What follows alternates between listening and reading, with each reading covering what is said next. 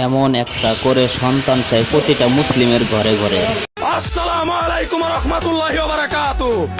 দেশ ও প্রবাসী ভাই বোনেরা, আজকে গাইবান্ধার সেই নমনারায়ণ গ্রুপকে উদ্দেশ্য করে আমি আসাদুজ্জামান একটা কথা পরিষ্কার ভাবে বলতে চাই। মূর্তি থাকবে মন্দিরের ভিতরে।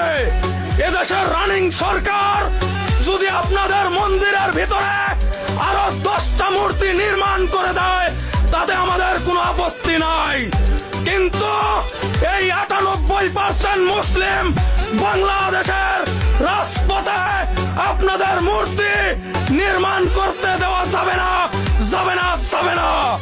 আপনারা ভুলে গেলে চলবে না, এটা ভারত নয়, এটা বাংলাদেশ, এটা গৌর গোবিন্দর দেশ নয়, এটা শাহজালালের বাংলাদেশ।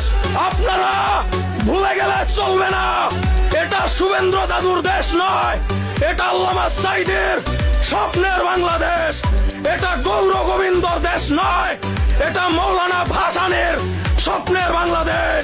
দল যার যার, ধর্ম সবার।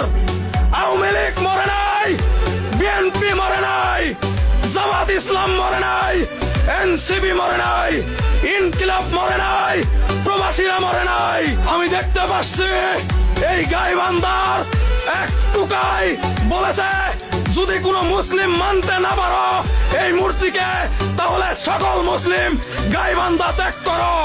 তাই আমি তাকে বলতে চাই, এই হিন্দুস্তানের কসাই 20 কোটি মুসলিমকে রাজপথে নামায় না, 2 মিনিটও ময়দানে টিকতে পারবে না, গাছের শুকনো পাতার মতো উড়ে চলে যাবে ইন্ডিয়ার নয়াদিল্লিতে। বলে দিলাম সাবধান, এদেশে হিন্দুস্তানের কোনো ঠাই নাই, ছিল না, থাকবে না। ভালাই ভালাই তোমরা থাকতে থাকো, আমাদের মুসলিম ধর্মে এলাও নাই, তোমাদের হিন্দু ধর্মে অ্যাটাক করো। যদি এলাও থাকতো তাহলে এতদিন তোমাদের অস্তিত্ব থাকতো না। এই দেশের 1,47,570 বর্গ মাইলের প্রতিটা ইঞ্চিতে মাটিতে মুসলিমের রক্ত রঞ্জিত আছে। এই দেশ হিন্দুস্তানের নয়, এই দেশ ভারতের নয়।